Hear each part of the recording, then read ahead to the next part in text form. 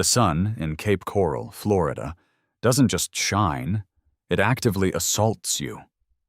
It's a thick, heavy kind of heat that presses down on your shoulders the second you step out the front door, turning the air into a humid soup that makes drawing a full breath feel like a cardiovascular workout.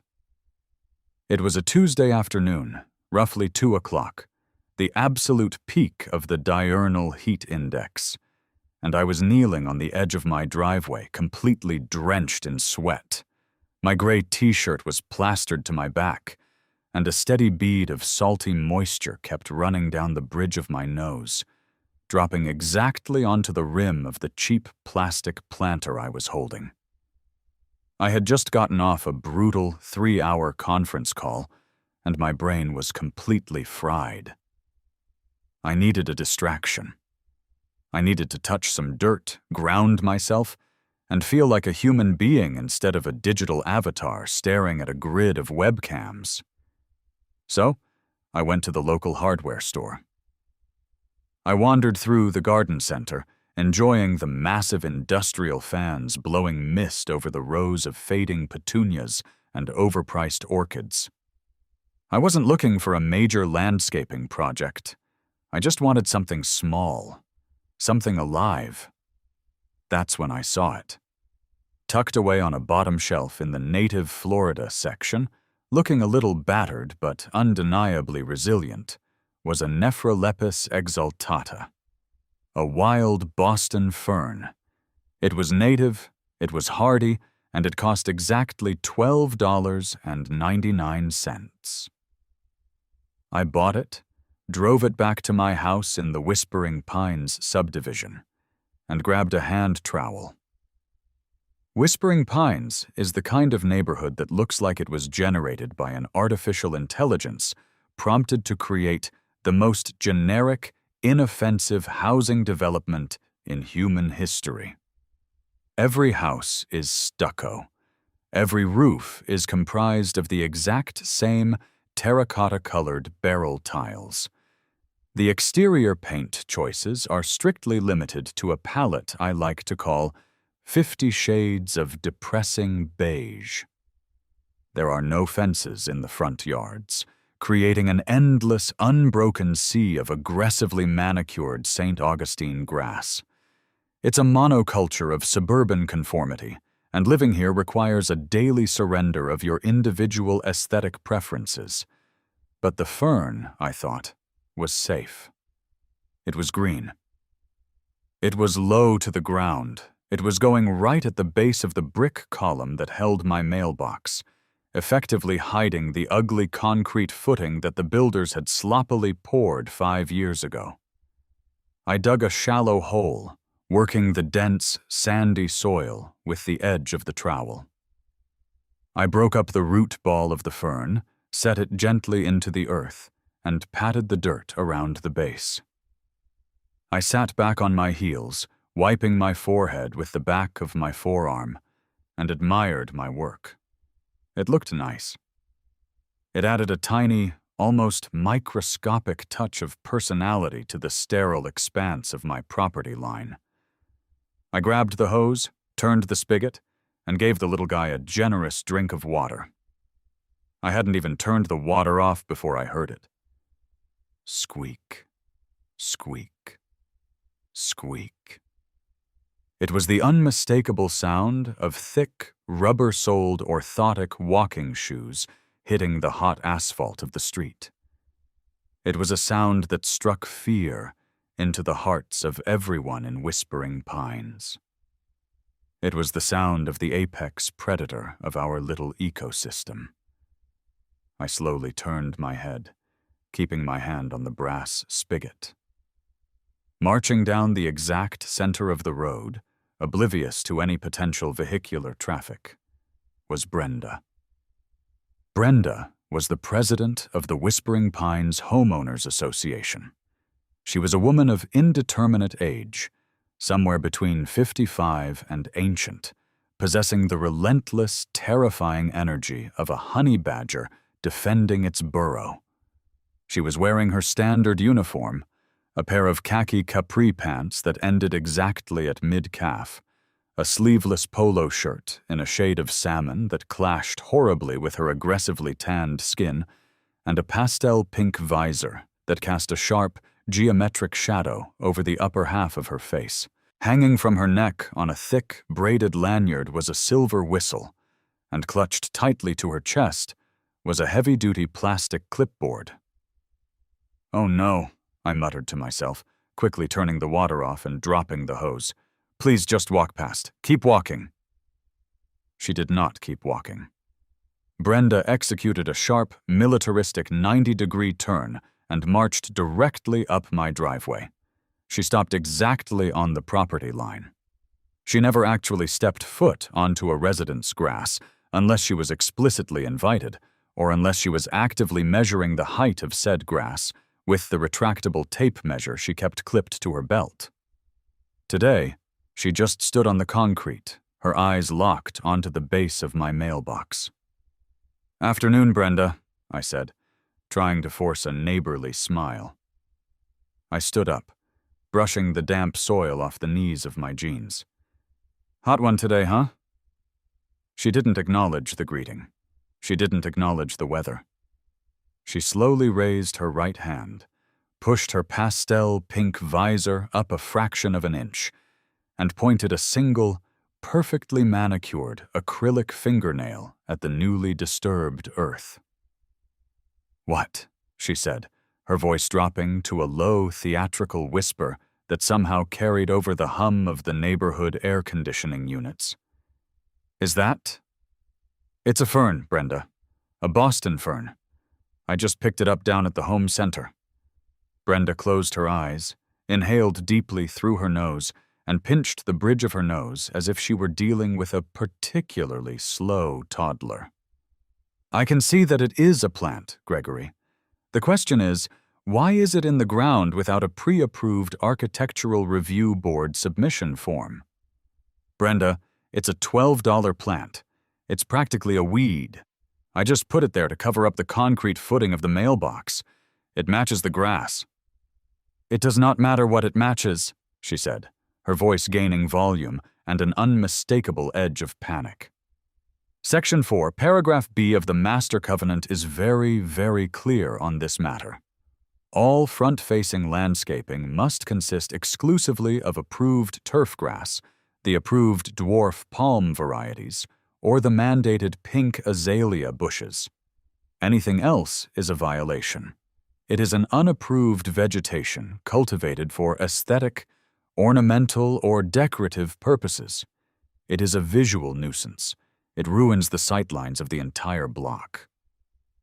"The sightlines?" I looked up and down the street. It was just a straight road of beige houses. "Brenda, you can't even see it unless you are standing right here in my driveway. It's 6 inches tall." "Height is irrelevant," she snapped, unclipping the pen from her clipboard. "The rules are the rules, Gregory. If we let you plant a fern today, what happens tomorrow? Someone plants a bougainvillea? Someone puts a plastic flamingo in their yard? Someone paints their front door teal? It's a slippery slope to total neighborhood anarchy, and I will not let Whispering Pines turn into a low-income slum on my watch." I stared at her, genuinely stunned by the escalation. "A low-income slum? Because of a fern? Are you listening to yourself?" "I don't need to listen to myself. I need you to listen to the bylaws." She furiously began scribbling on a pad of carbon copy paper attached to the clipboard. The sound of the ballpoint pen scratching against the paper was incredibly loud. "This is your official notice. You are in violation of community aesthetic standards. You have 48 hours to remove the unapproved vegetation, remediate the soil, and replace the turf grass. If you fail to comply, you will be fined." She ripped the top sheet off the pad. It was a pale, sickly yellow color. She held it out to me between 2 fingers, as if handing me a piece of biohazardous waste. I didn't take it. I just looked at it. "How much is the fine, Brenda?"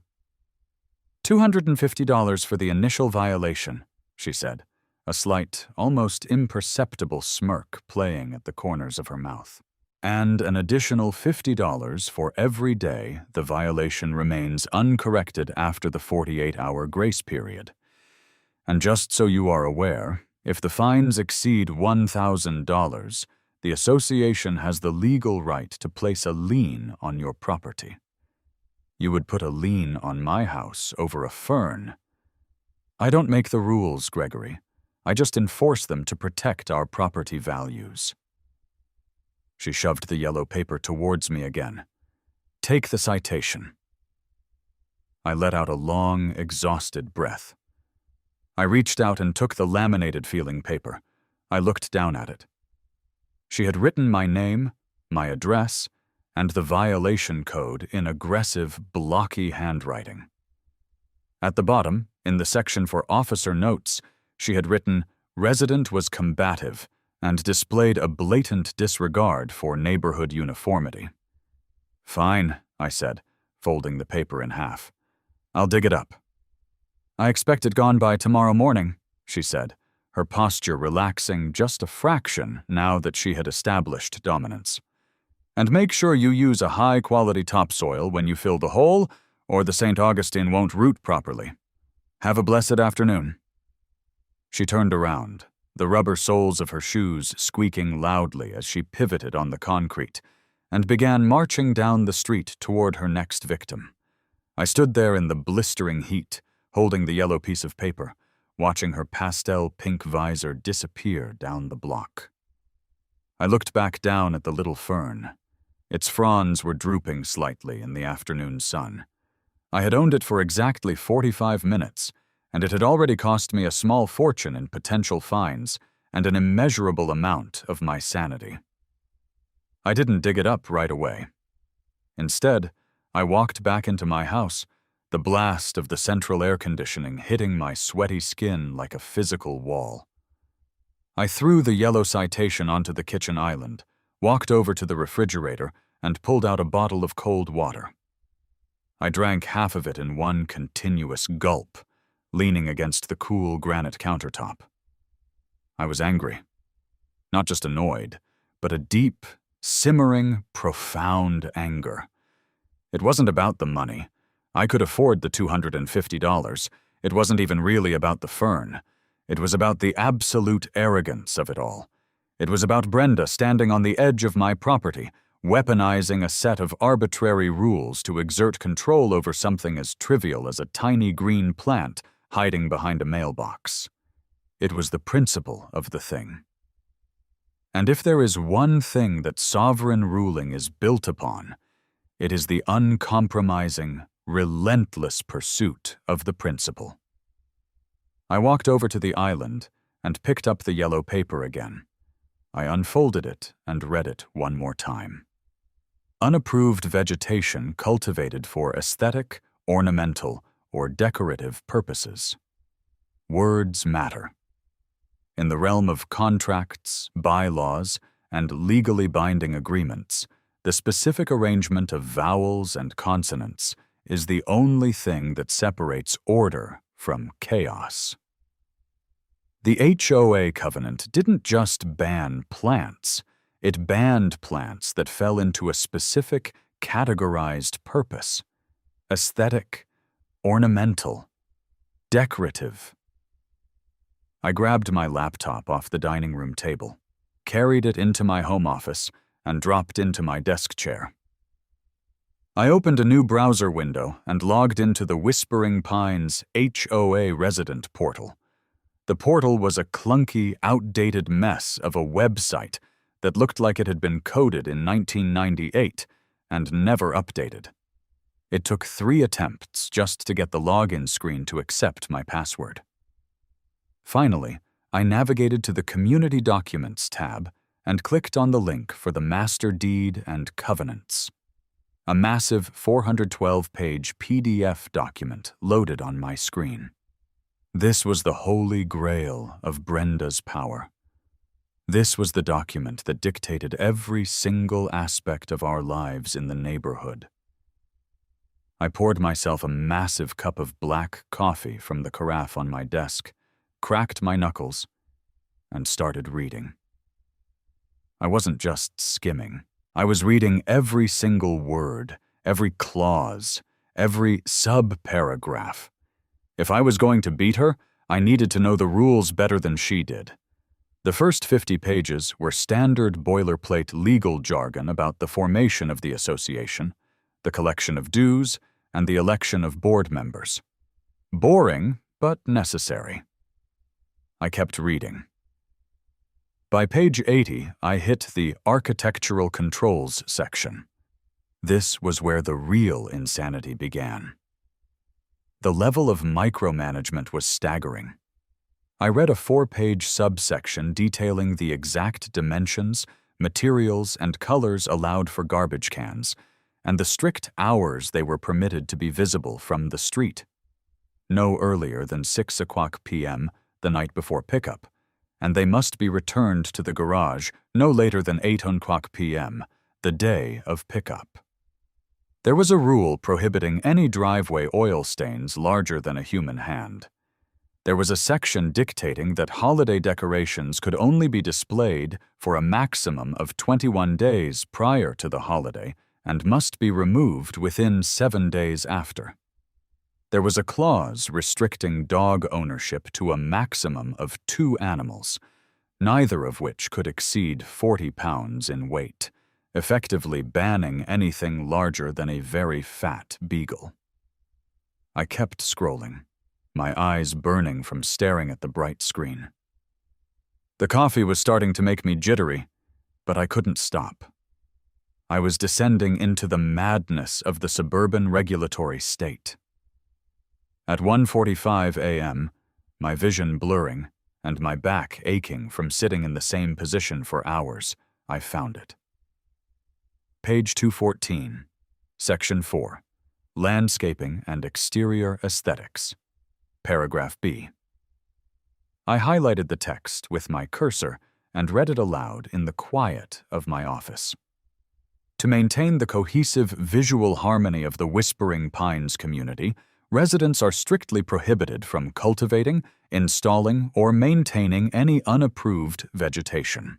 For the purposes of this covenant, unapproved vegetation is defined as any plant, shrub, tree, or flora not explicitly listed on the approved flora addendum, which is cultivated, installed, or maintained for aesthetic, ornamental, or decorative purposes. I leaned back in my chair, staring at the glowing words, for aesthetic, ornamental, or decorative purposes. It was a limitation of scope. The rule did not explicitly state that all unapproved plants were banned. It stated that unapproved plants used for decoration were banned.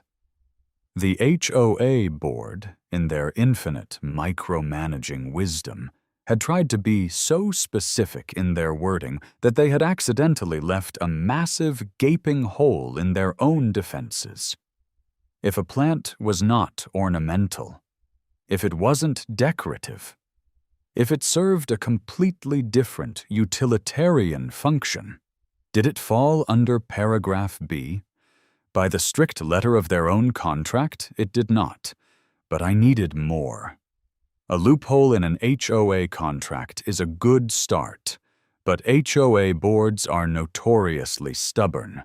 They will interpret their own rules however they want, unless you have a bigger stick to hit them with. I needed a higher authority. I needed state law.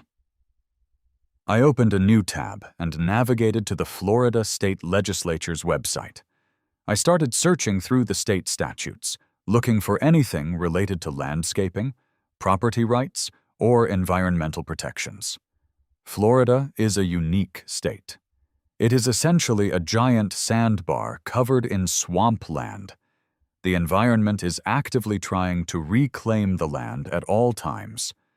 Because of this, the state government has passed a surprising amount of legislation aimed at protecting the local ecosystem and managing the unique challenges of living in a subtropical climate. One of the biggest challenges in Florida, historically and currently, is mosquitoes. They aren't just an annoyance here. They are a legitimate public health crisis, capable of carrying everything from West Nile virus to Zika. I started searching terms like mosquito control, pest abatement, and biological controls. At 3:15 a.m., the coffee completely cold in my mug, I found the silver bullet. Florida Statute Forlor 3888.291. It was a beautiful, elegant piece of legislation. The statute explicitly outlined the state's mandate for mosquito control. But it didn't just authorize chemical spraying. The text actively encouraged, and in some cases financially subsidized, the use of biological vector control systems to manage pest populations without dumping gallons of toxic pesticides into the water table. The state wanted citizens to help. They wanted natural predators introduced into the environment. I dug deeper, cross-referencing the state statute with the local municipal codes for the city of Cape Coral. The city had adopted the state statute almost word for word. They even had a public health portal on the city website where residents could register certain landscaping projects as official vector control initiatives. If you met the criteria, your property wasn't just a yard anymore. It was considered an active component of the city's public health infrastructure. I felt a massive, wide grin spread across my face. It was the kind of grin that usually precedes a very bad idea. I didn't want a decorative garden. Brenda was absolutely right. A fern was an aesthetic choice. It was ornamental. It was weak. I wanted infrastructure. I wanted biological warfare. I spent the next hour on the Cape Coral municipal website. I filled out a digital application for a biological vector control system permit. The application asked for a description of the proposed system. I typed in, installation of a high-density, multi-species carnivorous flora bog designed specifically for the entrapment and biological eradication of local mosquito and pest populations, operating in compliance with FL Stat 388.291. I hit submit. The portal prompted me for a $15 administrative processing fee. I put in my credit card information. 3 minutes later, a PDF document arrived in my email inbox. It possessed the official seal of the City of Cape Coral, a barcode, and an approval stamp. It was perfectly legal. It was a registered public health utility. And the Whispering Pines Homeowners Association had absolutely zero legal authority to ban, modify, or restrict public health infrastructure mandated and approved by the municipal government. I printed the permit out on my high-quality laser printer. I looked at the time. It was 4:30 a.m. I was exhausted, but my adrenaline was pumping so hard my hands were shaking. I closed my laptop, walked into my bedroom, and fell onto the mattress fully clothed. I slept for 3 hours. At 8:00 a.m. sharp, my alarm went off. I rolled out of bed, splashed some cold water on my face, and grabbed my phone. I didn't bother changing clothes. I walked out to the kitchen, poured another cup of coffee, and scrolled through my contacts until I found the number I was looking for. Sal. I had met Sal about 2 years ago when the retaining wall holding up my backyard patio started to buckle after a particularly heavy hurricane season. Sal was an independent contractor who specialized in heavy hardscaping. He was loud, he was expensive, and he did incredible bomb-proof work. More importantly, he didn't ask a lot of questions as long as the check cleared. I hit the call button. The phone rang 3 times before a gruff, gravelly voice answered over the background roar of a diesel engine. "Sal's Landscaping and Hardscapes. This is Sal. Talk to me." "Sal, my man, it's Greg. From over in Whispering Pines. You did my retaining wall a couple of years back." "Greg, yeah, I remember. The block wall with the terrible drainage issue. Good to hear from you, buddy. What's going on? The wall holding up? Because I guarantee my work for life, but I don't guarantee against acts of God." "The wall is perfect, Sal. Solid as a rock. I'm calling about a new project. I need a quote on a total front yard overhaul. I'm talking a complete, scorched earth tear-out of the existing turf, major soil replacement, complex irrigation, the works." The sound of the diesel engine faded slightly, as if Sal had stepped into the cab of his truck and closed the door to hear me better. "All right, Greg. I can definitely do that. Business has been good. What are we thinking? You want to upgrade the sod? Pull out that St. Augustine and put in some zoysia? Maybe lay down some travertine pavers, build a nice little courtyard sitting area. We could do some low-voltage lighting, maybe a water feature." "No, Sal," I said, leaning against the kitchen counter and staring out the window at my perfectly flat, perfectly boring green lawn. "I don't want pavers. I don't want zoysia. I want a bog." There was a profound, heavy silence on the other end of the line. For a second, I thought the call had dropped. "Sal, you still there? You want a what now, buddy?" His voice was significantly lower, stripped of the salesman's enthusiasm. "A peat moss bog," I said, keeping my voice bright and cheerful. "I need you to bring an excavator out here and dig up my entire front lawn. Everything from the sidewalk to the foundation of the house. I need it excavated about 2.5 feet deep. Then, I need you to line the entire crater with a heavy-duty, non-permeable EPDM pond liner. After that, we need to run an underground, reverse osmosis drip irrigation system throughout the footprint.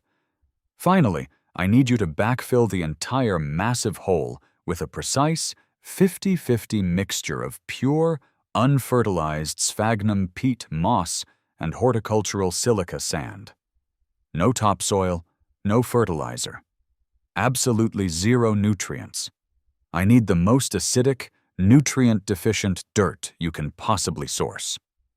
The silence returned, stretching out for a full 10 seconds. "Buddy," Sal finally sighed, sounding incredibly tired. "I lay turf. I build patios. I pour concrete footings. You want me to build a literal swamp in your front yard? Are you trying to hide a body? Because I watch a lot of true crime documentaries, and if you're trying to hide a body in a peat bog to preserve the evidence or something, I am hanging up this phone right now and forgetting I ever knew you." "No bodies, Sal, I promise. No criminal activity whatsoever. I'm just trying to feed the earth. Look, I know it's weird. I know it's completely outside your normal scope of work, but I have the budget, and I need it done fast. Can you just come out to Whispering Pines this morning and give me a visual estimate?" Sal let out a short, barking laugh that dissolved into a smoker's cough. "Whispering Pines? Are you out of your mind? The HOA board over there is run by a woman who makes the mafia look like a charity organization. What's her name? Brenda? She cited my crew last month because my guys parked their flatbed trailer 6 inches over the sidewalk line while we were unloading pallets of block. Cost me $100 in fines, and she threatened to call the cops and have my rig towed. They won't let you build a bog, kid. They won't even let you paint your mailbox." "That's exactly the point, Sal," I smiled, tracing the rim of my coffee mug. "I'm not asking for their permission. I have a municipal permit, and honestly, just out of curiosity, how much do you hate Brenda?" Sal paused. I could hear the gears turning in his head. "I hate that woman with the fire of 1,000 exploding suns," he said quietly. "If you take this job, Sal, You get to completely destroy a lawn she loves, legally, while she watches. And there is absolutely nothing she can do to stop you. "I'll be there in 45 minutes, Sal said, and hung up. I spent the next 45 minutes executing the second phase of the operation. You cannot build a biological vector control system without the biology. And you cannot walk into a local Home Depot or Lowe's and buy carnivorous plants in bulk. They might sell a tiny, half-dead Venus flytrap in a plastic tube near the checkout register, but I needed industrial quantities. I needed an army.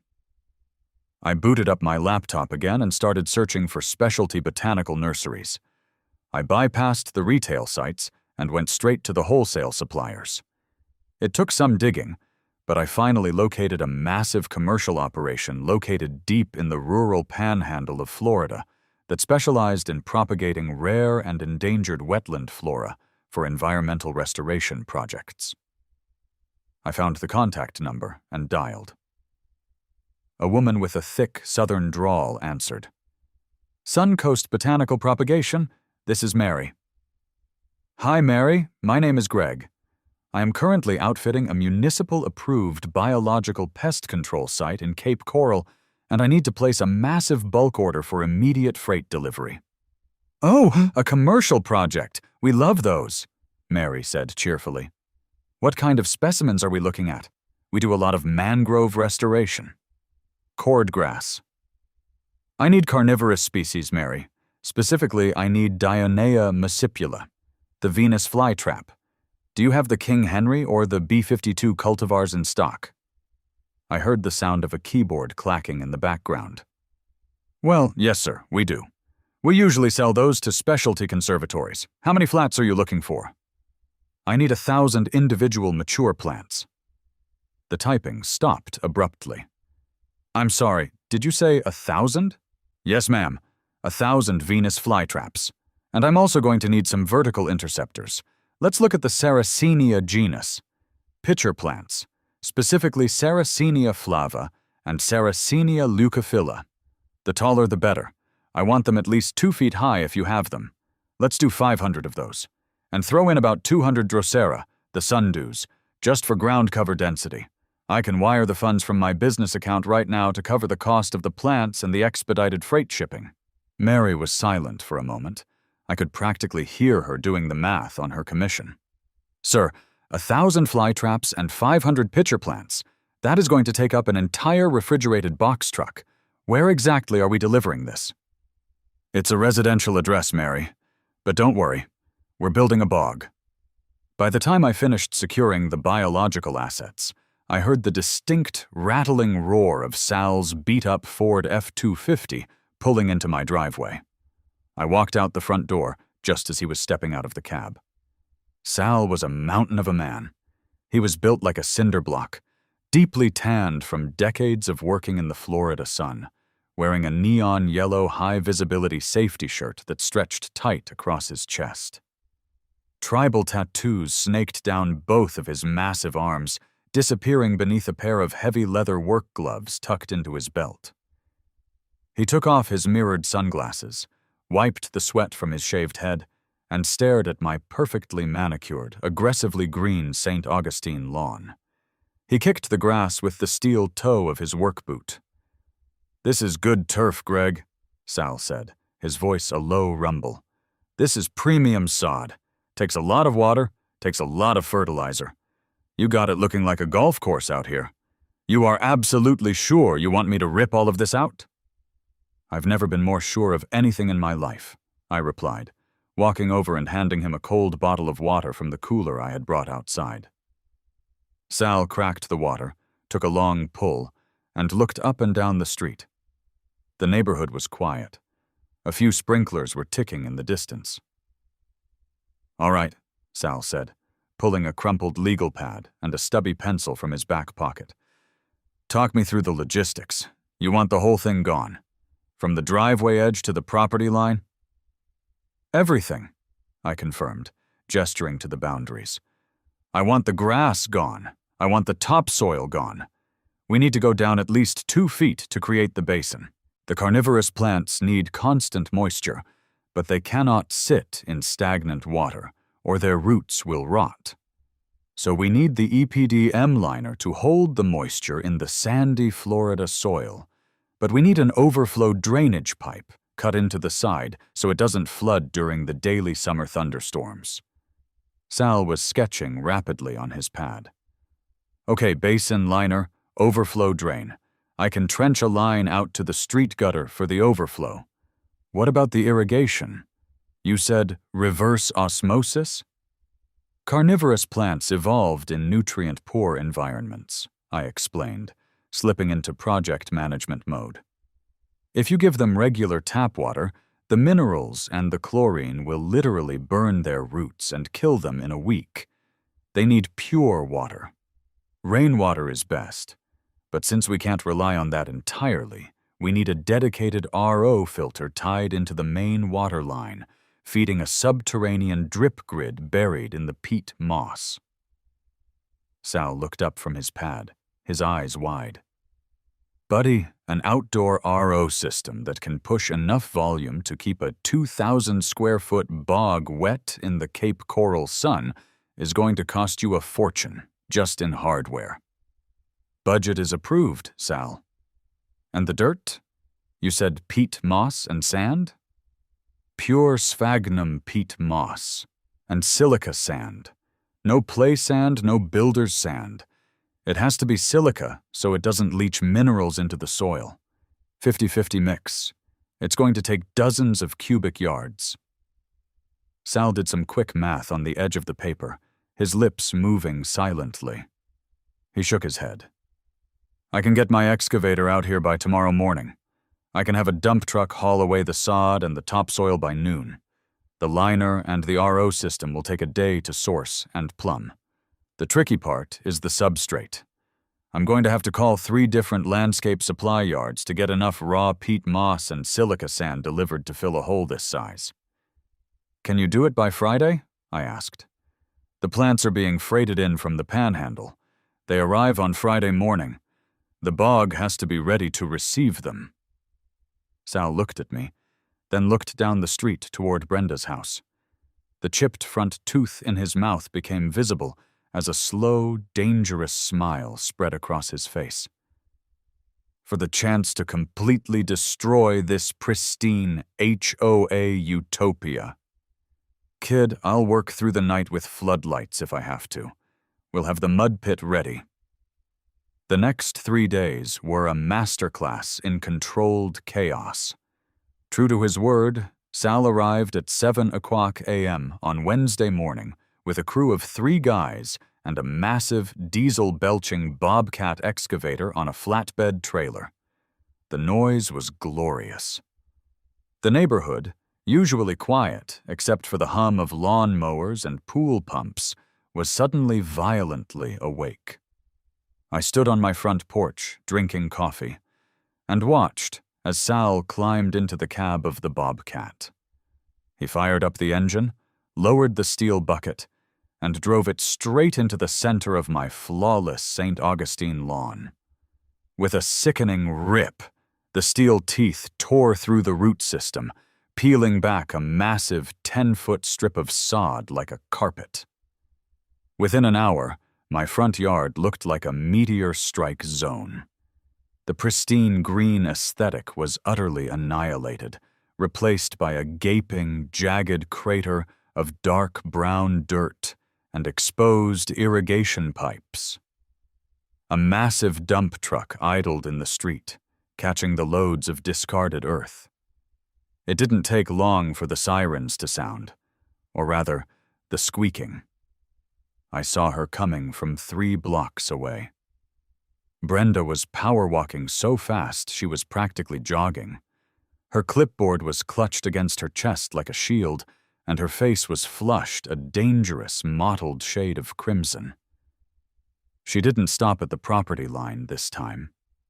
She marched straight up my driveway, completely ignoring the massive dump truck and the roar of the bobcat. "Stop! Stop this immediately!" she shrieked, waving her arms wildly at Sal's crew. The guys just looked at her, then looked at Sal, who was currently in the cab of the machine, wearing noise-canceling headphones and completely ignoring her. She spun around and locked eyes with me on the porch. "Gregory, what in the name of God are you doing to this property?" I took a slow sip of my coffee, walked down the porch steps, and approached her.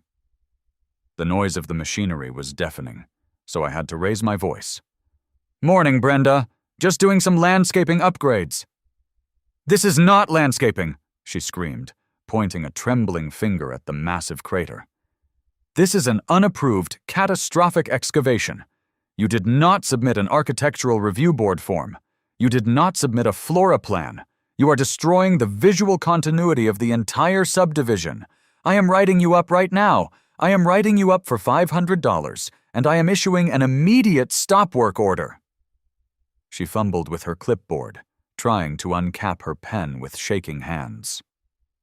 "You can't issue a stop work order, Brenda," I said calmly, stepping closer. "You aren't the municipal building department, and I didn't submit an ARB flora plan because I am not planting decorative flora." "Then what is this?" she demanded, gesturing to the mud pit. Sal, who had finally noticed her screaming, cut the engine on the bobcat. The sudden silence in the yard was jarring. He popped the door of the cab open and leaned out. "It's a bog, ma'am," Sal chimed in helpfully, a massive grin on his face. "Very complex drainage requirements. Gonna be a real swamp when we're done." "Shut up, contractor!" Brenda snapped, whipping her head around to glare at him. She turned her fury back to me. "A bog? A swamp?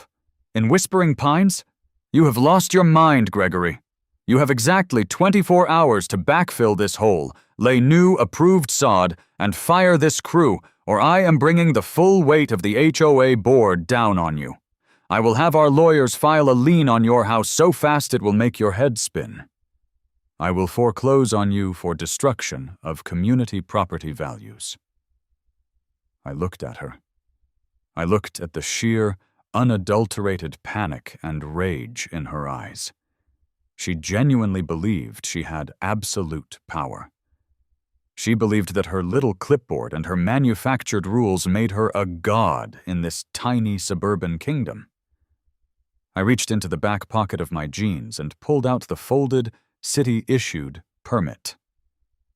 "Careful where you step, Brenda," I said, my voice low and completely devoid of the forced neighborly cheer I usually used with her. "The ground is very soft around the edges of the excavation. And as for the HOA board, you go right ahead and call them. Tell them I am installing public health infrastructure." "Infrastructure? It's a dirt hole!" "It is a biological vector control system," I enunciated clearly. "Approved and permitted by the city of Cape Coral in accordance with Florida state law. Your aesthetic guidelines do not supersede state public health mandates." She stared at me. Her mouth opened, closed, and opened again, but no sound came out. She looked at the permit in my hand, but she refused to take it. You are a menace," she finally hissed, her voice trembling. "This isn't over, Gregory. Not by a long shot." She turned around and power walked away, her orthotics squeaking furiously against the concrete. Sal climbed down from the bobcat, wiping grease off his hands with a rag. He walked over to me and clapped a massive hand on my shoulder. "Kid," Sal laughed, a deep, booming sound that echoed off the stucco houses. "I don't know what kind of legal voodoo you pulled, but watching that woman's brain short-circuit was worth the price of this entire job." "We're just getting started, Sal," I said, looking at the massive crater in my yard. "Let's get this liner down. The army arrives on Friday." Honestly, I'm literally still exhausted just thinking about the smell of that wet sphagnum peat moss baking in the sun behind Sal's massive diesel-belching bobcat excavator. I mean, It's that exact kind of grueling, sweaty spite that we always talk about on sovereign ruling, I guess. Let's see where the madness goes from here. Thursday was a blur of mud, sweat, and PVC glue. If you have never witnessed the logistical nightmare of creating a massive, artificial wetland in the middle of a perfectly manicured suburban grid, let me tell you, it is not for the faint of heart. Sal's crew arrived right as the sun began to peek over the identical terracotta rooftops of whispering pines, and they brought with them a convoy of landscape supply dump trucks. We had excavated a crater roughly 40 feet wide by 20 feet deep, right up to the edge of the public sidewalk, sloping down to a depth of almost 3 feet in the center. The sheer volume of earth that had been removed left my house looking like it was perched on the edge of a newly formed sinkhole. The first step was the EPDM pond liner. It was a single, massive sheet of thick, industrial-grade black rubber, weighing roughly 400 pounds, that had to be unrolled, stretched, and meticulously fitted into the contours of the crater. The Florida sun was already beating down relentlessly, turning the black rubber into a massive, frying pan-hot surface that radiated heat back up into our faces. "Pull it tight on the left," Sal barked, his high-visibility shirt completely soaked through with sweat as he wrestled with a corner of the heavy rubber near the driveway. "We can't have any wrinkles or folds at the bottom, or the water will pool unevenly and create anaerobic dead zones. Carnivorous plants like wet feet, Greg, but they don't like stagnant puddles." I was on the opposite side, my boots slipping in the residual sand, hauling back on the rubber with everything I had. "I'm pulling, Sal. It's like wrestling a dead whale." Once the liner was secured and anchored around the perimeter with temporary stakes, the real plumbing began. This wasn't just throwing a sprinkler head in the dirt. We were installing a commercial-grade, multi-stage reverse osmosis filtration system on the side of my house, tapping directly into the municipal water main. The RO system was a hulking industrial contraption of white PVC pipes, pressure gauges, and massive cylindrical filter housings that looked like it belonged on a nuclear submarine, not a suburban stucco wall. It was necessary because the municipal water in Cape Coral is essentially liquid limestone mixed with chlorine. Perfectly safe to drink, but an absolute death sentence for delicate carnivorous root systems that evolved in highly acidic, mineral-stripped environments. Sal's plumbing guy, a wiry dude named Hector who chain-smoked through the entire process, ran a complex grid of subterranean drip lines across the bottom of the rubber-lined basin. Every 3 feet, there was a specialized pressure-compensating emitter designed to slowly weep pure, filtered water directly into the root zone. "All right, system is pressurized," Hector called out, tapping a gauge with the end of his cigarette. "Running at 40 psi. Emitters are weeping perfectly." "Good," Sal grunted, wiping his forehead with a dirty rag. "Now comes the terrible part. The dirt. You cannot just dump dirt into a hole and call it a bog."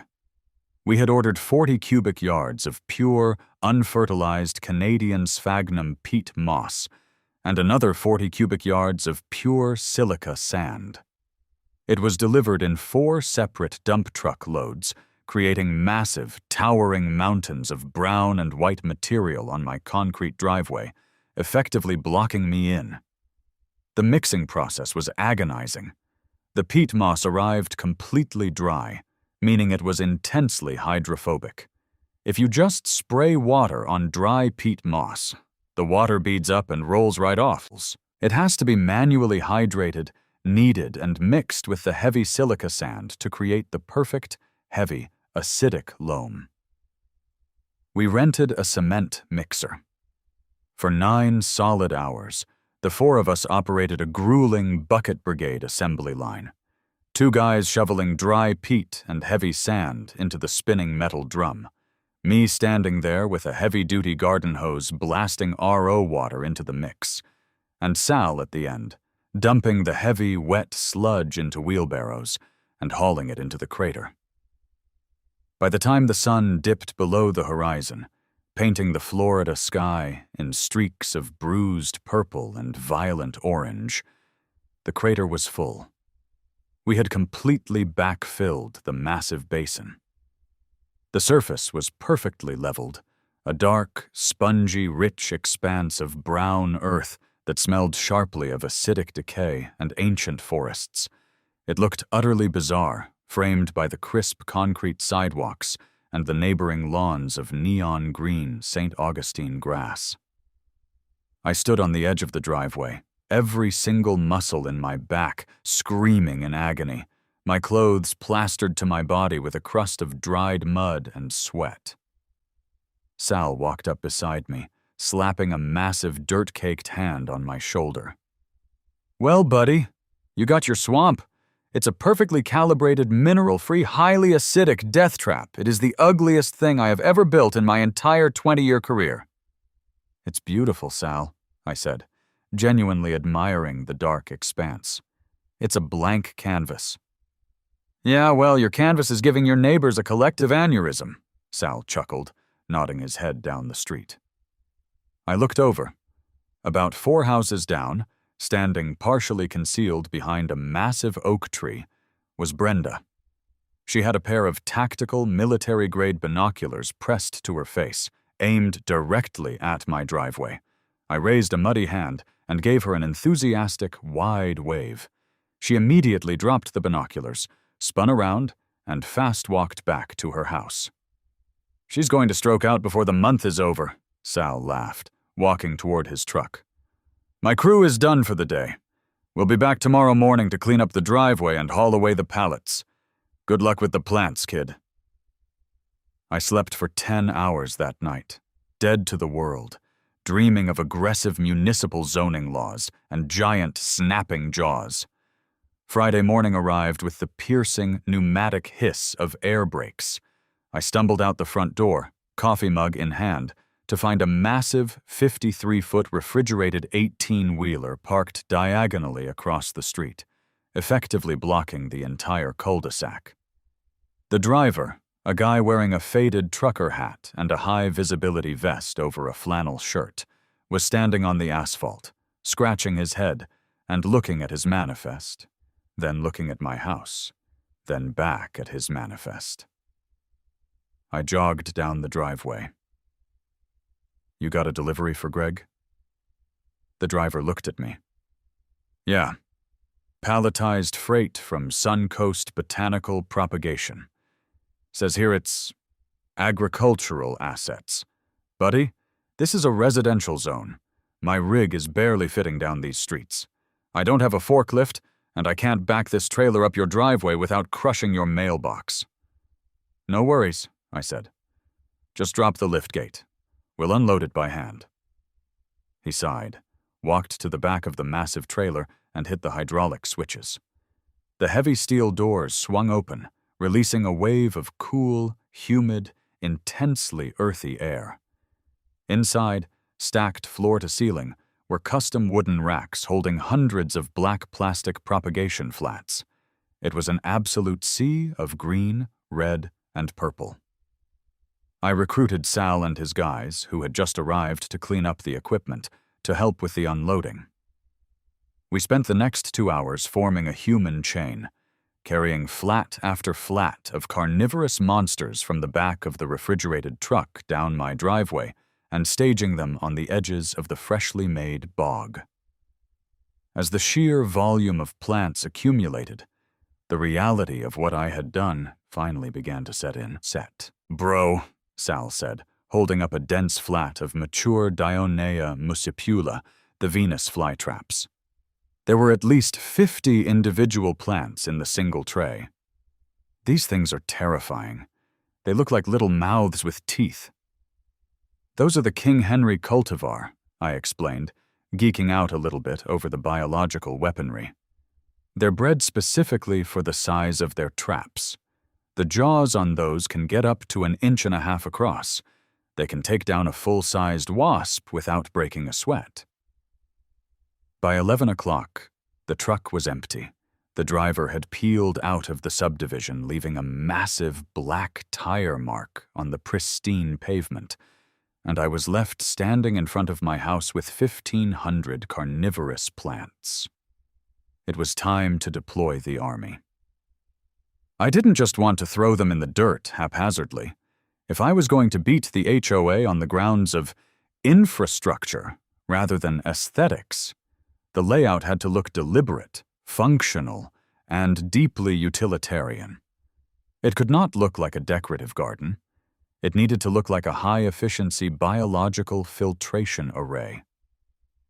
I spent the next 6 hours on my hands and knees in the wet peat moss, carefully unpotting each individual plant and setting its delicate root system into the acidic soil. I started near the perimeter of the driveway, the area with the highest foot traffic. This became Sector Alpha, though in my head I exclusively referred to it as the bitey patch. I densely planted over 500 Venus flytraps in a rigid geometric grid pattern. No curving lines, no decorative spacing, just row after row of open red-tinged jaws pointing aggressively toward the sky, packed so tightly together that from a distance the ground looked like it was covered in a bizarre, jagged, reddish-green carpet. Next, I moved to the main concrete walkway leading to my front door. This was the defense perimeter. I bordered both sides of the concrete with the drosera, the sundews. These plants don't snap shut. Instead, they have long, fern-like fronds covered in hundreds of tiny, hair-like tentacles.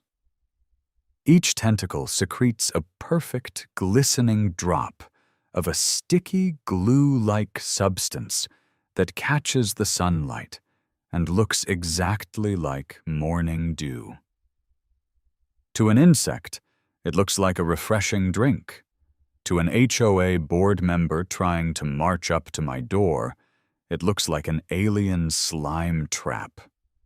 I planted them so thick that the edges of the walkway seemed to shimmer with sticky, dangerous mucilage. Finally, I tackled the area near the mailbox, the exact spot where Brenda had initiated this war over a single $12 fern. This was the heavy artillery zone.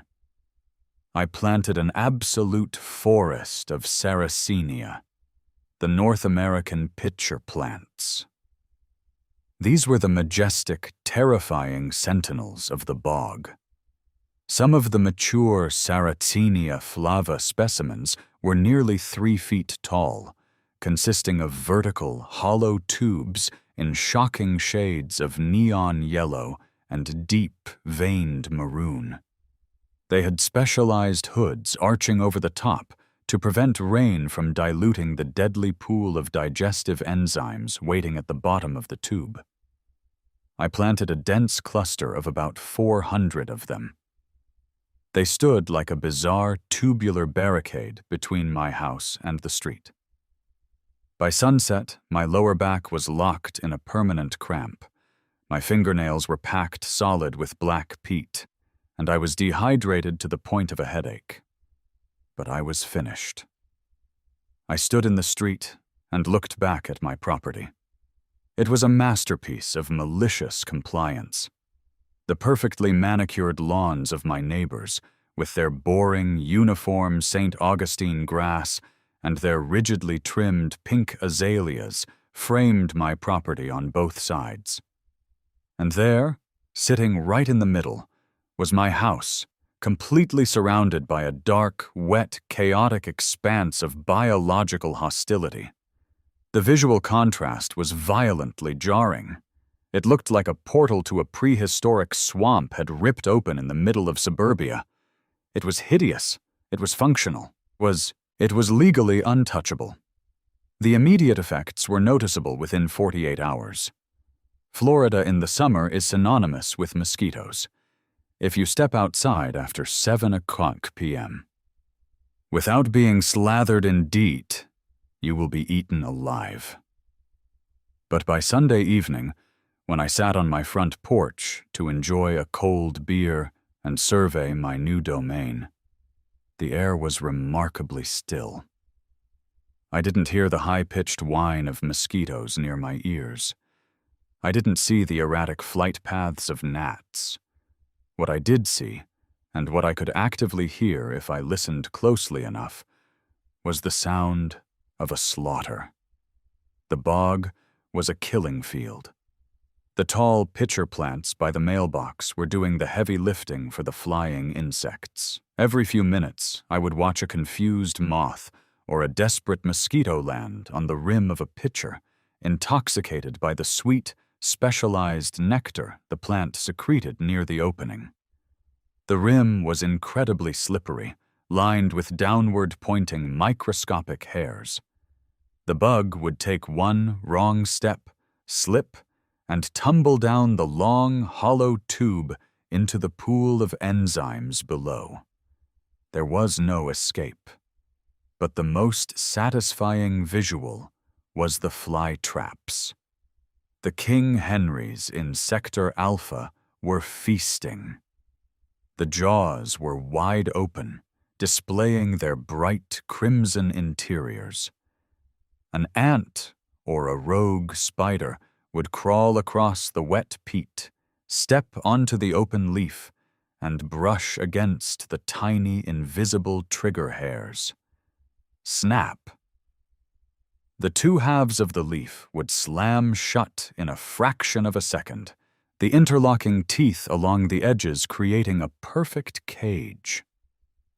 I sat there on my porch, drinking my beer, and watched dozens of traps close. It was mesmerizing. It was better than television. However, maintaining a high-performance biological vector control system requires a deep understanding of botanical metabolism. Carnivorous plants don't eat meat for calories. They use sunlight for that, just like normal plants.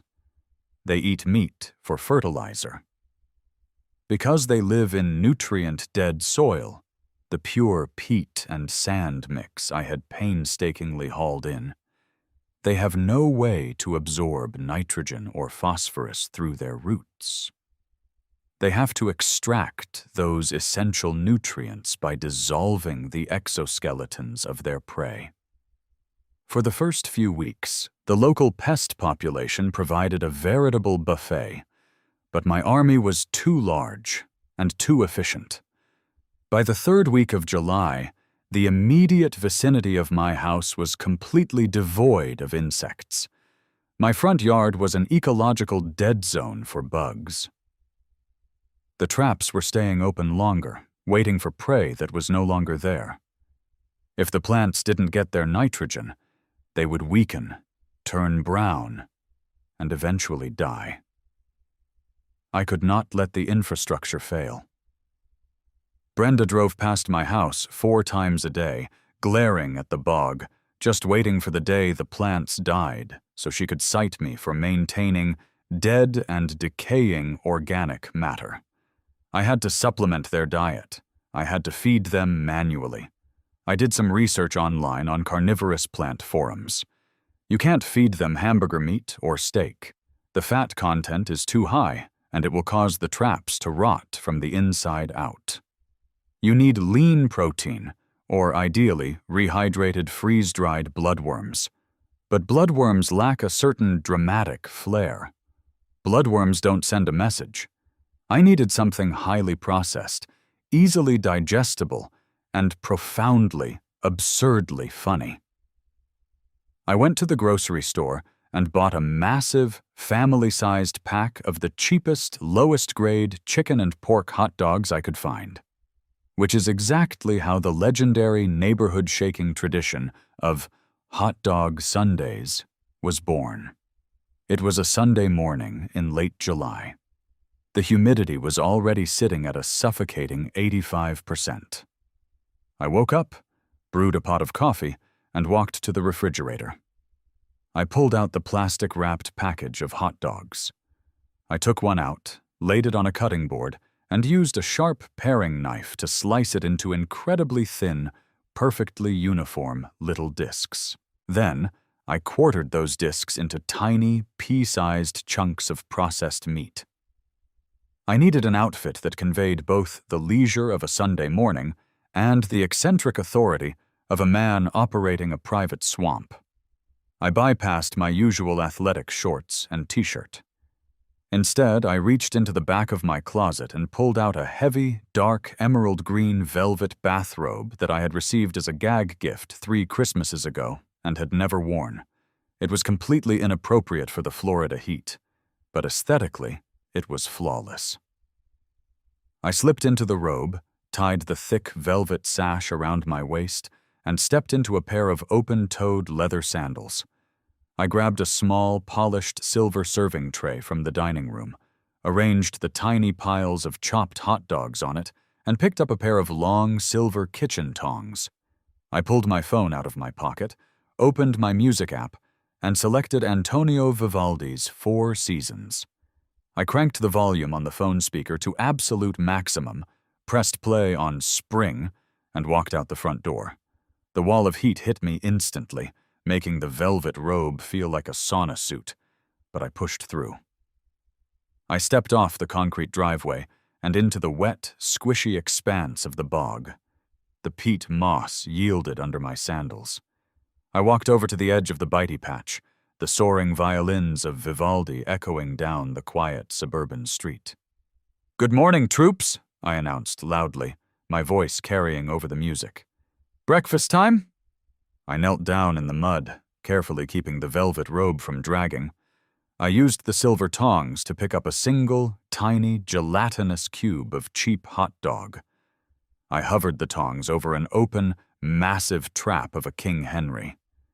"Here comes the airplane," I muttered to myself. I gently lowered the piece of meat into the center of the trap, making sure to lightly brush the piece of hot dog against the tiny, hair-like triggers on the inner lobes. Snap! The trap closed with shocking speed, encasing the hot dog perfectly. Because carnivorous plants are smart, they have a built-in fail-safe to prevent them from wasting digestive energy on a false alarm, like a falling leaf or a raindrop.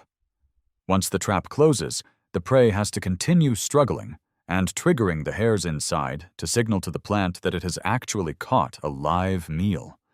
If there's no struggle, the trap will just open back up a day later. So, using my thumb and forefinger, I gently massaged the outside of the closed green leaf, simulating the frantic, vibrating struggle of a trapped bug. "Shh, shh, it's okay," I whispered to the plant. "Just process the meat. It's pure protein." I stood up, took 2 steps to the left, picked up another piece of hot dog with the tongs, and fed the next plant. Snap massage. Move. I fell into a deeply relaxing, rhythmic trance. The swelling classical music, the squish of the wet earth beneath my feet, the satisfying mechanical snap of the leaves. I fed dozens of them. I was a benevolent swamp god, providing manna from heaven to my leafy children. I was about 45 minutes into this routine, entirely lost in the zone, my velvet robe heavy with sweat, when I noticed the flashing lights reflecting off the wet surfaces of the pitcher plants. I stopped massaging a trap, lowered my silver tongs, and slowly turned around. Parked at aggressive blocking angles across the end of my driveway were 2 fully marked Cape Coral Police Department cruisers. The red and blue lights were strobing silently in the bright morning sun. 2 officers had already exited their vehicles. They were standing on the public sidewalk, exactly where my property line ended.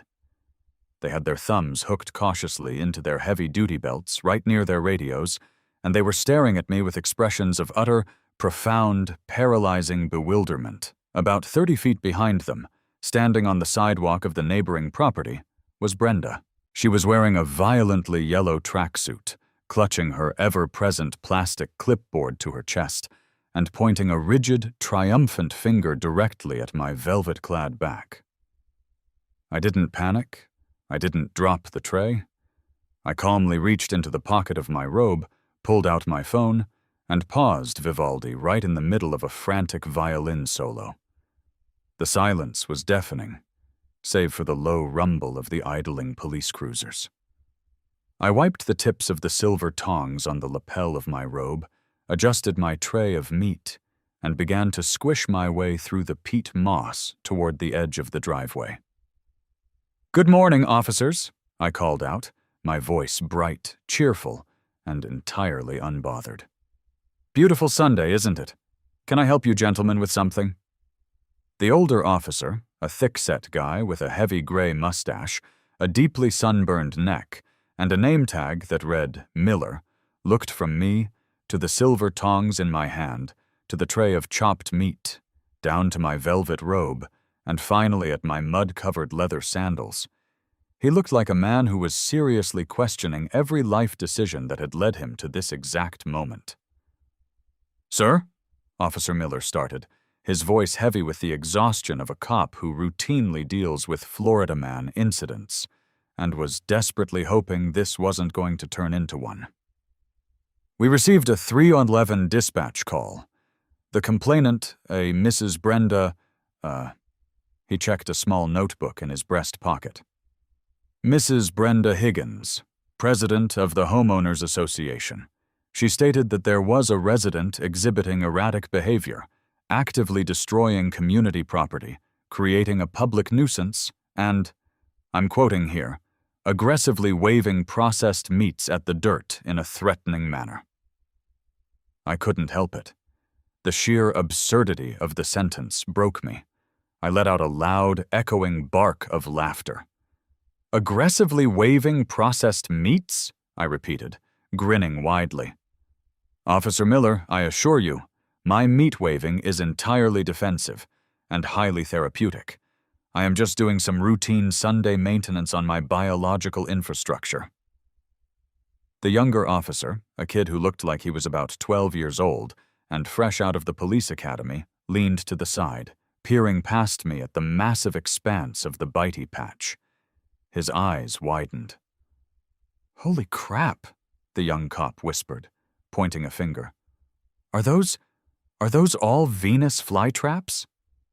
"Yes, they are, officer," I said proudly, gesturing behind me with the tongs. "Dionea muscipula, the King Henry variant. And we've got a massive array of Sarracenia pitcher plants over by the mailbox. There are roughly 1,500 individual specimens operating in this zone." "And you're feeding them hot dogs?" Officer Miller asked, pinching the bridge of his nose like he was fending off an incoming migraine. "Just a little synthetic protein boost," I explained, holding the silver tray out toward them. "The local mosquito population has been entirely eradicated by the system, so they need supplementary nitrogen to maintain their trap integrity. Would either of you like to feed one? I've got plenty of Frankfurter left. It's actually incredibly fun. You just have to tickle the trigger hairs twice." The young cop actually took a half step forward, looking genuinely excited, before Miller shot him a withering, authoritative glare that froze him in his tracks. "Sir," Miller sighed heavily, hooking his thumbs back into his belt, "Mrs. Higgins over there is claiming that this entire yard is an illegal, unpermitted excavation. She's demanding we issue a citation for a municipal code violation and force you to fill the hole." I stepped off the soft peat moss and onto the solid concrete of the driveway, keeping a respectful distance from the officers. I dropped the cheerful, eccentric persona and switched into calm, deadpan, professional mode.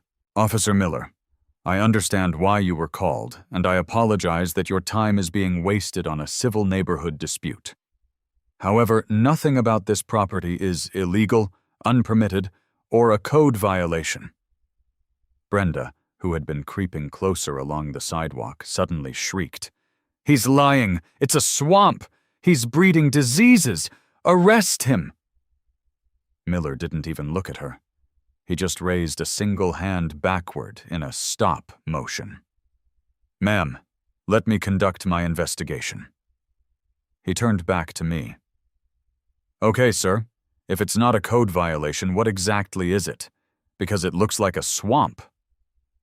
It is a registered biological vector control system, I stated clearly, enunciating every syllable.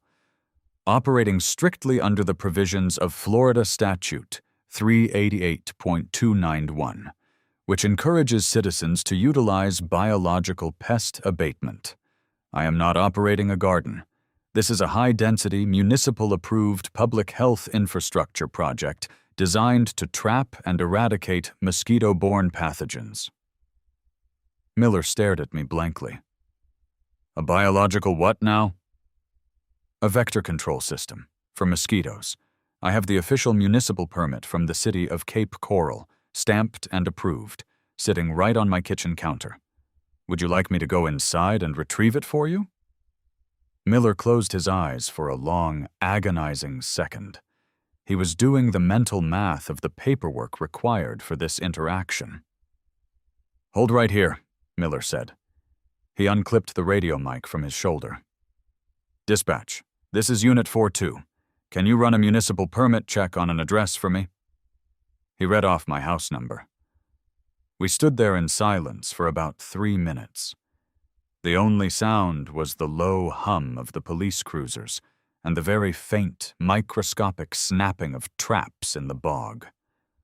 Brenda was practically vibrating with nervous energy, stepping back and forth from the grass to the sidewalk. The radio on Miller's shoulder crackled to life. Unit 42, dispatch. That address comes back clean. Property has an active Class B biological vector abatement permit on file with the County Health Board, approved as of 2 weeks ago.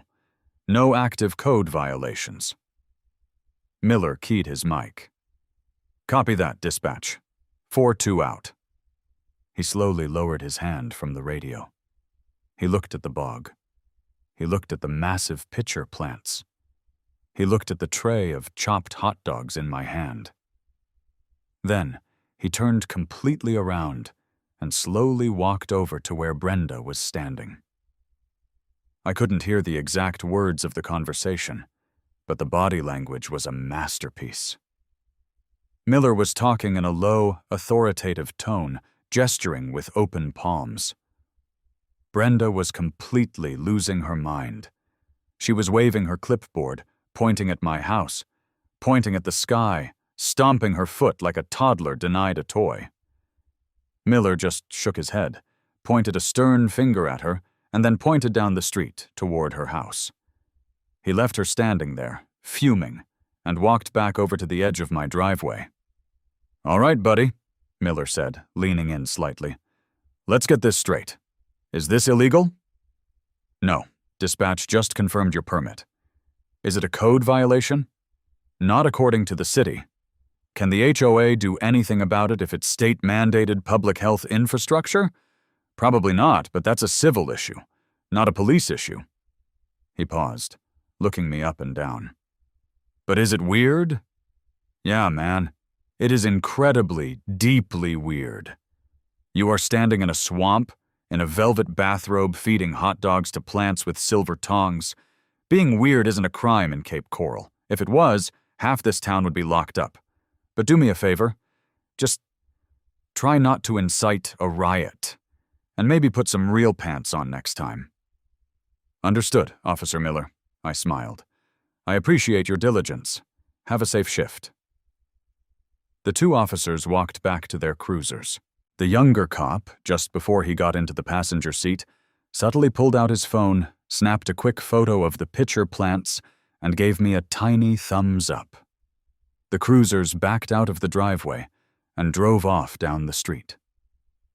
I was left standing in the driveway. Brenda was still standing on the sidewalk, 30 feet away. The silence between us was heavy and toxic. I didn't say a word. I just slowly raised my silver tongs, picked up a piece of hot dog from my tray, and deliberately, agonizingly slowly, dropped it into a waiting Venus flytrap near my feet. Snap. You think you've won, Gregory, she finally screamed, her voice cracking with pure, unadulterated rage. She marched forward, stopping exactly on the property line, her face contorted into a mask of fury. "You think a stupid little city loophole is going to save you? The HOA covenants are binding contracts. You signed them when you bought that house." "The HOA cannot override state law regarding public health, Brenda," I said calmly, not even looking at her as I fed another plant. "It's called the Supremacy Clause. You should look it up." "I am calling an emergency, mandatory meeting of the full Homeowners Association Board," she yelled, completely ignoring my legal argument. "Thursday night, 7 p.m., the clubhouse. You are being formally summoned. And I am going to have the board vote to expel you from this community, force a sale of your home, and ruin you financially. Enjoy your weeds while you can, because by Friday I will have bulldozers on this lot." She turned on her heel and practically sprinted down the street, her yellow tracksuit a blur against the beige houses. I stood in the driveway, the hot Florida sun beating down on my velvet robe. I looked down at the massive red-jawed King Henry trap that had just swallowed a piece of processed meat. "Well, guys," I muttered to the bog, "looks like we're going to war on Thursday." And I knew exactly how I was going to drop the bomb. Honestly, I'm still feeling so beautifully, profoundly petty about the aggressive squeak Brenda's orthotic sneakers made on that cheap clubhouse linoleum when she realized she was entirely trapped. I mean, I guess building sovereign ruling just wired my brain to literally enjoy these moments a little too much. Check this out. It's about to get so good. Thursday evening rolled into Cape Coral like a thick, suffocating wool blanket. The kind of heat that doesn't just make you sweat, but makes you angry for absolutely no reason. The air was dead, the sky was a bruised, hazy purple, and the Whispering Pines Community Clubhouse was radiating a palpable aura of suburban dread. I decided to completely ditch the eccentric swamp wizard aesthetic for the evening. If I was going to financially and legally humiliate the HOA board, I needed to look like a guy who could comfortably afford a massive retainer for a very vicious attorney. I took a cold shower, shaved carefully, and put on a perfectly tailored charcoal gray suit with a crisp white shirt and no tie. I looked like a guy walking into a corporate deposition. I grabbed my slim, black leather portfolio, slipped the municipal permit inside, and started the 3-block walk to the clubhouse. By the time I pulled open the heavy glass doors of the community center, the place was packed to absolute capacity. I mean, it was literally standing room only in the back. Whispering Pines is usually a ghost town after 6 o'clock p.m., but gossip in a subdivision like this travels faster than a Category 5 hurricane. Half the neighborhood had shown up to watch the public execution of the crazy guy who built a mud pit and fed it hot dogs in a bathrobe. The clubhouse smelled intensely of stale Folgers coffee, industrial floor wax, and aggressive floral perfumes. Rows of cheap metal folding chairs were arranged in a semicircle, all facing a long folding table at the front of the room. Sitting at the center of that table, looking like a terrifying cross between a high school principal and a medieval inquisitor, was Brenda. She had traded her standard salmon polo for a stark white blazer with massive shoulder pads. She was flanked by the other 4 members of the HOA board, all of whom looked varying degrees of miserable to be there. I recognized Dave, the vice president, a retired corporate accountant who always looked like his stomach hurt, sitting to Brenda's immediate right. Behind them, a cheap portable projector was humming loudly, throwing a massive high-definition image onto a pull-down screen. It was a photo of me, taken from the street. I was wearing the dark green velvet bathrobe, completely surrounded by the menacing stalks of the pitcher plants, using silver tongs to lower a piece of cheap processed meat into a Venus flytrap. The sheer absurdity of the image projected at 80 inches wide was staggering. A few people in the crowd were actively stifling laughter, covering their mouths with their hands. I walked calmly down the center aisle, ignoring the whispers and the stares, and took an empty seat in the front row, directly facing the board table. I crossed my legs, rested my leather portfolio on my lap, and gave Brenda a polite, tight-lipped smile. Brenda glared at me, her eyes burning with a righteous, furious fire. She picked up a heavy wooden gavel and slammed it down on the table so hard the water glasses rattled.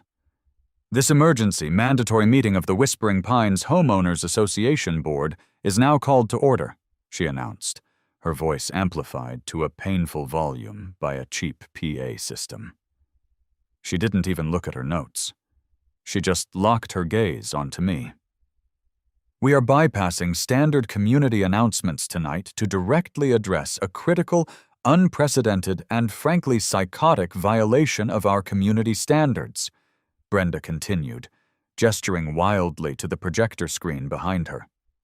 "The resident of Lot 42, Gregory, has deliberately, maliciously, and without a single shred of approved architectural documentation destroyed his front lawn." A low murmur rippled through the crowd. I just sat there, my face a carefully practiced mask of bored neutrality. "He has not only removed the mandated St. Augustine turf grass," Brenda's voice climbed an octave, vibrating with indignation, "but he has excavated a massive crater, filled it with swamp mud, and planted hundreds of hostile, unapproved, carnivorous weeds. And as if that weren't enough of an insult to the visual harmony of our neighborhood, he has been observed and photographed wandering around this mud pit in a bathrobe, feeding processed meats to these weeds with kitchen utensils while blasting classical music and subsequently tying up city police resources when concerned citizens rightfully called the authorities." She slammed both of her hands flat on the table, leaning over the microphone. "Section 4, Paragraph B of the Whispering Pines Master Covenant is not a suggestion," she barked. "It is a legally binding contract. It strictly prohibits the cultivation, installation, or maintenance of any unapproved vegetation for aesthetic, ornamental, or decorative purposes. What Gregory has installed is an illegal eyesore. It is a hazard. It is a breeding ground for pests." She stood up, pulling a pre-written document from her binder. "The board has convened prior to this meeting, and we are moving to impose an immediate, non-negotiable fine of $5,000 for the willful destruction of community aesthetics," Brenda declared, her voice echoing off the cheap acoustic ceiling tiles. "Furthermore, we are imposing a daily compounding fine of $500 for every 24 hours the property remains in this state. If the lot is not fully remediated, resodded, and restored to the approved neighborhood guidelines by Monday morning, the association will initiate foreclosure proceedings. Period." The room went completely dead silent. $5,000 plus $500 a day was a ruinous amount of money. It was the nuclear option. A woman in the third row literally gasped out loud.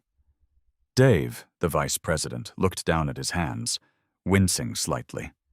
He knew it was an aggressive overreach, but Brenda was a force of nature when she was angry.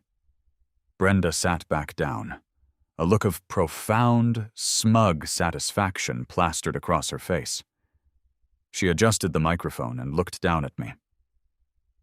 "Gregory, the floor is yours. I suggest you use your time to apologize to your neighbors and provide us with the name of the landscaping company that will be fixing this disaster tomorrow morning. Because honestly, there is no defense for what you've done." I didn't rush. I took my time.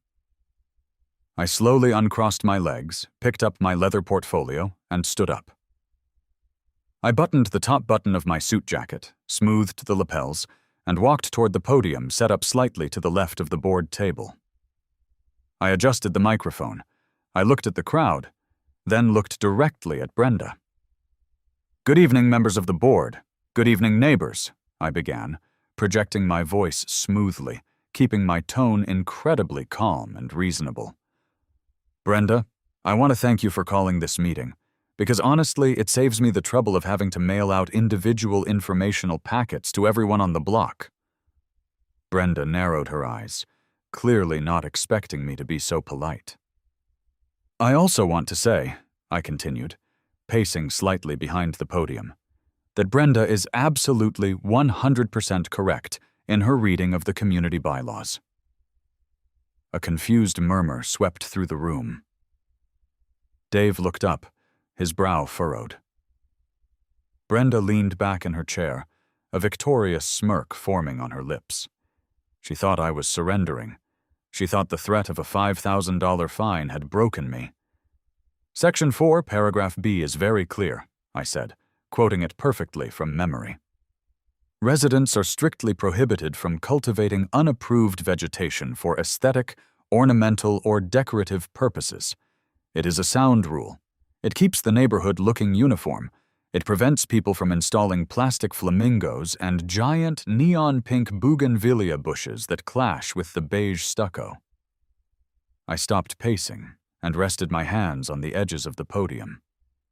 However, I said, letting the word hang in the air for a heavy, dramatic second.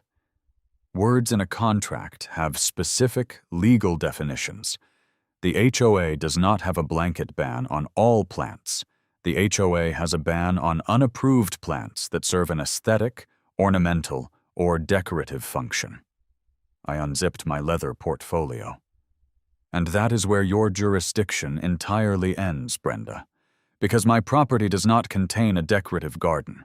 I am not cultivating an aesthetic. I didn't install those plants because I think they look pretty. I mean, look at the screen. They look like alien monsters. I pulled a single, thick sheet of paper from the portfolio.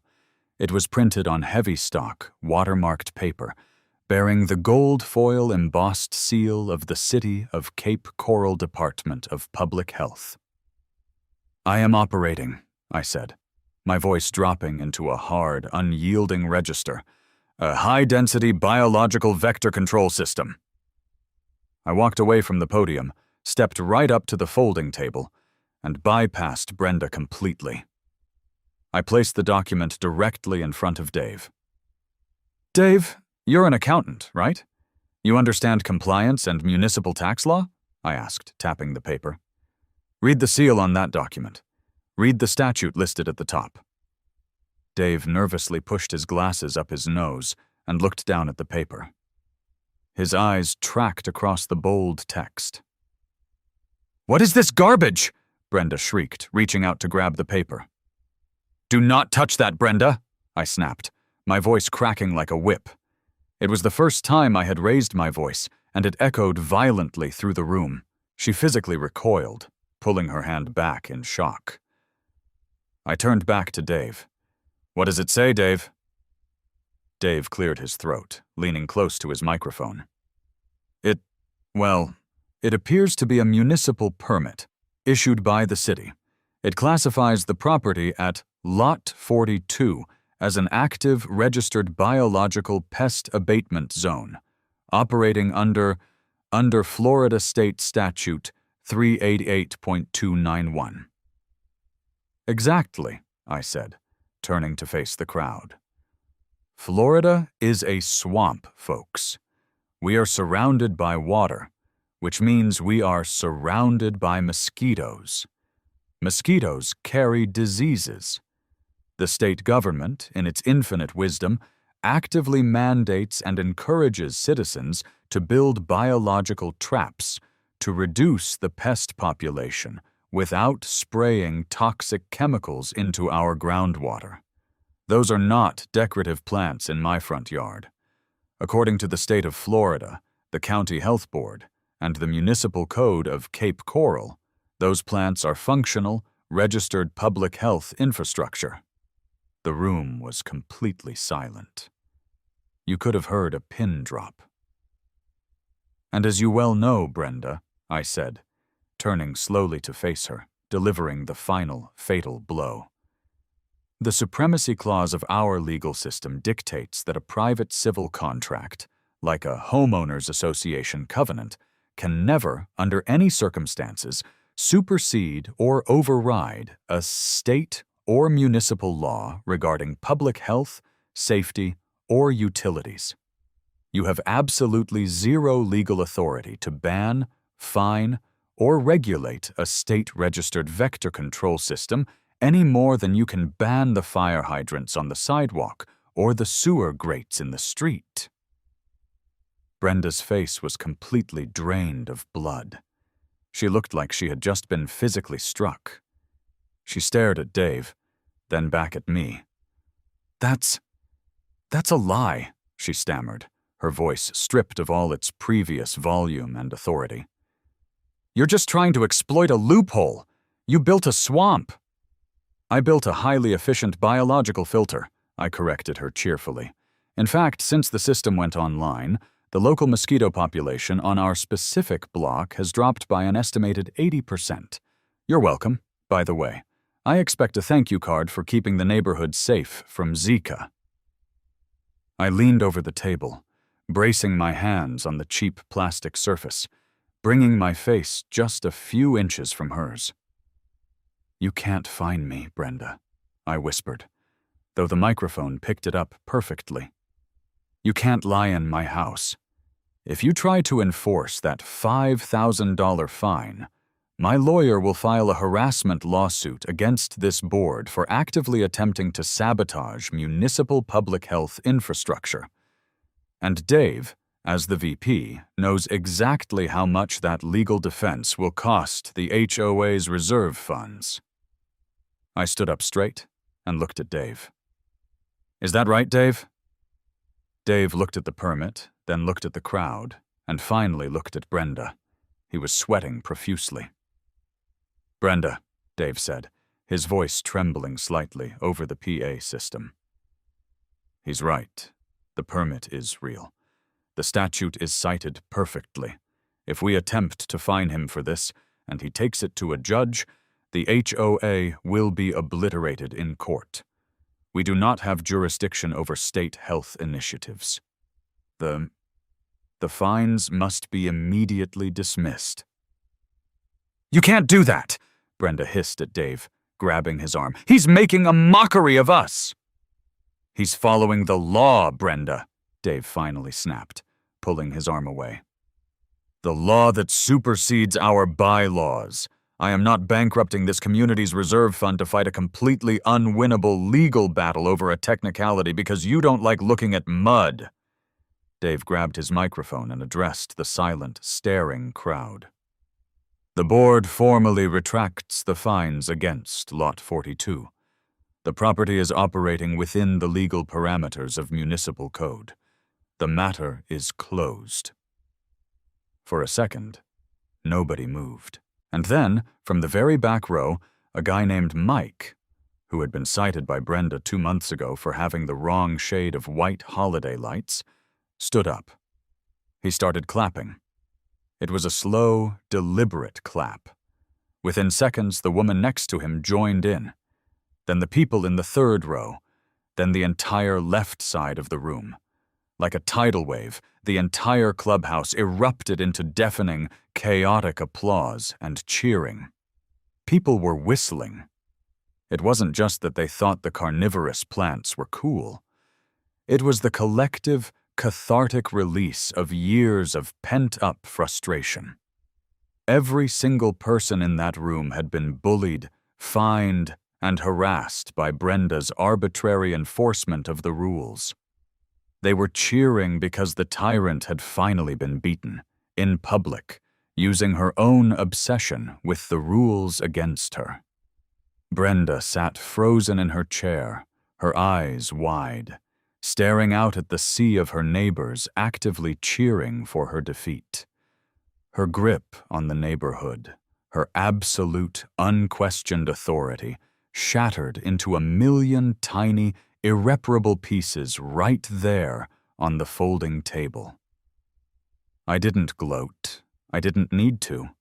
The sovereign ruling way is to let the paperwork do the talking, and the paperwork had just screamed at the top of its lungs. I calmly zipped up my leather portfolio, gave Dave a respectful nod, and walked down the center aisle toward the exit. Neighbors were slapping me on the back and giving me high fives as I passed.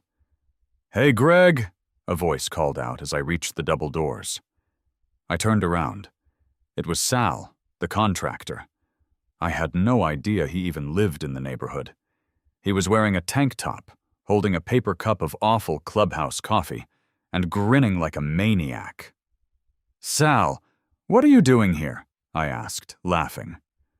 "I don't even live here, bro," Sal grinned. "But there was no way I was missing this. That was the most beautiful thing I've ever seen. You broke her brain." "Just doing my civic duty, Sal," I smiled, pushing the heavy glass doors open and stepping out into the thick, humid Florida night. The walk home was glorious. The oppressive heat didn't bother me anymore. I felt like I was floating. When I got back to my property, the bog was completely dark, save for the ambient light of the street lamps reflecting off the wet, sticky dew of the drosera along the walkway. I stood at the edge of the driveway, listening to the tiny, almost imperceptible sounds of the biological engine humming along. The system was working perfectly. The immediate aftermath of the meeting was absolute chaos for the Whispering Pines Homeowners Association. Brenda tried to rally the board the next morning, demanding they hire an expensive outside legal counsel to find a loophole in the state statute. Dave and the other 3 board members flat out refused, staging a mini-mutiny. They realized that going to war against the state government over a landscaping dispute was a fantastic way to personally face civil liability. Brenda, furious and humiliated, resigned as president 2 days later, posting a rambling 4-page manifesto on the community Facebook page about how the neighborhood was going to devolve into a slum, and she refused to be held responsible for the collapse of society. Dave took over as acting president. His first official act was to dissolve the Architectural Review Board that Brenda had weaponized, replacing it with a much more lenient common-sense committee. But the real, true comedy of the situation didn't manifest until about 3 weeks later. I was out in the yard on a Tuesday afternoon, dragging a hose from the side of the house to top off the reverse osmosis reservoir tank for the bog. The carnivorous plants were thriving. The King Henry flytraps had doubled in size, their red traps absolutely massive and terrifying.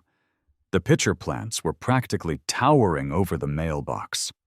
I heard the familiar squeak, squeak, squeak of rubber-soled shoes on the asphalt. I paused, dread pooling in my stomach. I turned around, expecting to see Brenda marching toward me with a new, insane scheme. But it wasn't Brenda. It was Dave, the new HOA president. And walking next to him was Mike, the guy who had started the slow clap at the clubhouse meeting. They weren't walking angrily. They were walking tentatively, almost nervously, holding manila folders in their hands. "Hey, Greg," Dave said, stopping at the edge of the driveway. He looked at the bog, then looked at me.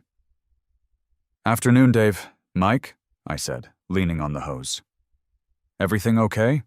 The HOA isn't trying to reinstate the fines, are they?" No, nothing like that," Dave said quickly, waving his hands. He looked around the neighborhood, making sure nobody was listening, before taking a step closer. "Listen, Greg," Dave lowered his voice. "I was doing some math. The HOA dues cover the maintenance of the common areas, but I pay a private landscaping crew almost $150 a month just to mow my St. Augustine, fertilize it, and spray for bugs." "Right," I said, not entirely sure where this was going. "And Mike here?" Dave gestured to his left. "Mike just got a water bill for $300 because his irrigation system has to run constantly to keep his grass alive in this heat." Mike nodded enthusiastically. "It's killing me, man, and I still have mosquitoes." Dave cleared his throat, looking down at his shoes, then back at my terrifying alien yard. So, hypothetically speaking, Dave muttered, if a resident wanted to, say, completely tear out their lawn, and hypothetically they wanted to install their own vector control system, how exactly does one go about filing that paperwork with the city? Is it difficult? Does it require an inspection? I stood there for a second, my brain trying to process the magnitude of what was happening. The president of the HOA was asking me for instructions on how to legally destroy his own lawn to build a swamp. I couldn't help it. I started laughing. It started as a chuckle and evolved into a full-blown, breathless belly laugh. "Dave," I said, wiping a tear from my eye. "It is the easiest paperwork in the world. It's a $15 online form. Come inside. Let me show you the portal." Over the next 2 hours, I sat at my dining room table with Dave and Mike, walking them through the Cape Coral Municipal Public Health website. I showed them the specific drop-down menus. I gave them Sal's phone number for the excavation and the substrate mixing. I even gave them the direct contact info for Mary at Suncoast Botanical, recommending they start with the Sarracenia minor, as they are a bit more drought-tolerant for beginners. Within a month, the infection had spread. Dave's yard went first. Sal's excavator showed up, ripped out the grass, and installed a beautiful, sweeping bog filled entirely with purple pitcher plants. 2 weeks later, Mike's yard was transformed into a dense, terrifying field of sundews. By the end of August, there were 6 different houses on my street alone that had completely eradicated their lawns, replacing them with state-mandated, legally untouchable, insect-devouring swamps. Whispering Pines was no longer a monument to beige suburban conformity. It was rapidly becoming a bizarre botanical fortress. The mosquito population plummeted to essentially zero. The air was clear, and not a single person had to mow a lawn on the weekend. Brenda eventually put her house on the market. The rumors said she was moving to a heavily gated, ultra-restrictive condo community down in Naples, where the bylaws strictly prohibited any plant life that wasn't plastic. We didn't throw a going-away party, but Mike did buy a really expensive bottle of champagne and drank it on his porch while staring at her "for sale" sign.